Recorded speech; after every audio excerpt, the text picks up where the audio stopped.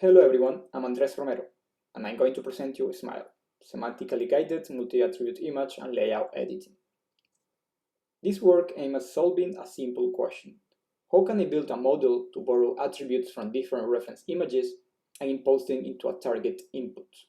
For instance, wearing Billie Eilish eyeglasses, Shakira's hair, or Jack Sparrow's hat, or even hallucinating new eyeglasses or hairstyle. There are several directions to tackle this problem. And for that matter, our solution consists of a two-stage approach. We observe that the semantic segmentation space is a much simpler yet also rich enough space that allows to perform structural transformations rather than performing them in the RGB space. So we manipulate the shape of the face on this stage. Subsequently, we can synthesize the semantic map using different styles per region. During inference, we extract the semantic segmentation information using an off-the-shelf facial parsing network, and we manipulate it accordingly. This problem has been addressed before using simpler assumptions, such as using one model per attribute, as read, using both input and reference as input to the model, as Jindan or Mulgan, or using non-mutually inclusive domains, as in Stargam v2.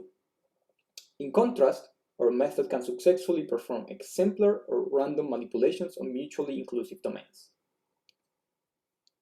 For the semantic manipulation, we assume we have access to binary labels for n different attributes. For each label, there is an associated style. Note that there isn't a style even for the absence of an attribute. The rationale is that for the absence of an attribute, the network has to hallucinate that region in a non-deterministic way. Our main goal is to learn a generator G such that it takes a real image XR and a style given by target labels Y to produce a fake image. Such style can come in two different ways, either from a reference image that use the style encoder S, or for a random noise that use the mapping network F. In detail, we use multitask learning with the domain information to only optimize the active labels during training. Now, for the loss functions. During training, we sample a noise from the Gaussian distribution and inject it to G through the mapping network F. So we aim at reconstructing this style using the style encoder. To further enhance the diversity in the transformations, we enforce that for any two given noises, the generated images should be different. For the reconstruction loss, we close the loop with the real style encoder, which is extracted by detaching the noise from the graph. The total loss is the weighted sum between the adversarial loss and the described losses.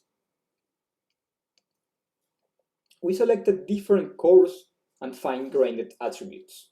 The selection was done purely on how visible the attribute is with respect to others in the semantic map. We selected our baseline with Stargam v2, which has proven to be very good and state-of-the-art in manipulating images in both latent or exemplar synthesis. However, for mutually inclusive domains, it does not perform well, as you can see in the images. We also apply it to the semantic space, and we set it as our semantic baseline. We did an ablation study with 3 different experiments to validate our system, that is, detaching the style, modulated convolutions, and weighted classes. Note that most of the selected attributes have one explicit semantic index, yet it is not the case for gender. So gender, being an abstract concept as it is, we weighted with twice bigger dimensionality than the others. We call these weighted classes. As this problem has no clear benchmark, we use different metrics.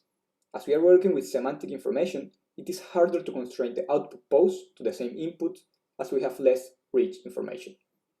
Moreover, we want that the desired target attributes are present in the generated image. Additionally, we compute the mean intersection over union over the cycle consistency. And finally, we also compute the perceptual metrics over the synthesized images. I want to draw your attention to these results. Even though the FID is worse, the pose scores for the A case is better than the B case, and the difference here is the detaching style.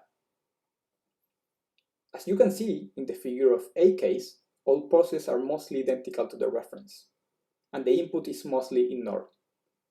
The B case is slightly different though. It better preserves properties of the input such as expressions, yet the pose score is worse due to the lack of control in the reconstruction. We observe that the B case sometimes keeps the pose of the input and sometimes the opposite of the job. We hypothesized that the adaptive insert normalization layers were contributing to this thanks to the global alteration of the features. We decided to switch from the adaptive insert normalization to the modulated convolutions, and this problem was greatly alleviated, while also contributing to the other scores. Similarly, by introducing the weighted classes, we also gain both more control in the pose and in the quality of the images. In general, we found that our model performed best at generating random attributes than reference images, which can be expected since the style of the images in the test set can be harder to extract. For the synthesis generation stage, there were two alternatives. By the time of the development of this work, there were two different methods that successfully address facial generation. On the one hand, we have StyleGAN2, which is excellent at generating faces. However, it generates random faces, and the projection to the StyleGAN latent space is not straightforward. On the other hand, SHAN was proposed as a method to synthesize semantic images using independent styles per semantic region, which is exactly what we need. There is only one problem though. It only performed the reference synthesis. We wanted to leverage on the expressiveness of StyleGAN2, yet using semantic maps as inputs. So with that in mind, we replaced their modulated convolutions that receive only a vector with our semantically region-wise adaptive convolution that receive both semantic information and per region styles. We then perform a similar approach as in the semantic manipulation, that is, using a mapping network and a style encoder. As in this case we have a paired dataset semantics RGB, the training procedure is much simpler. First, a forward pass for the random generation, update the weights, and for the reference step, update again, and repeat. In detail, we update the style encoder during the forward pass and the reconstruction loss during the reference step. Both of them have adversarial learning.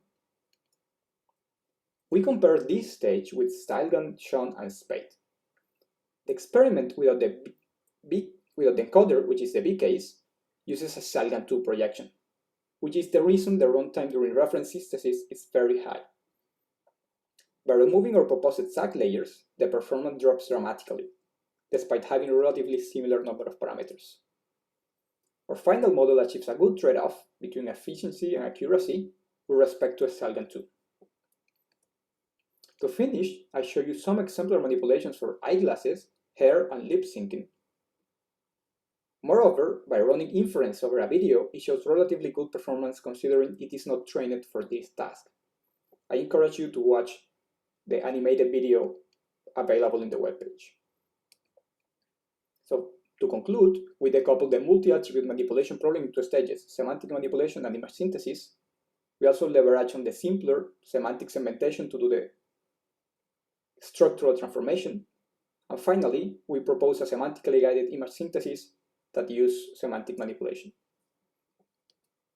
Thank you for your attention.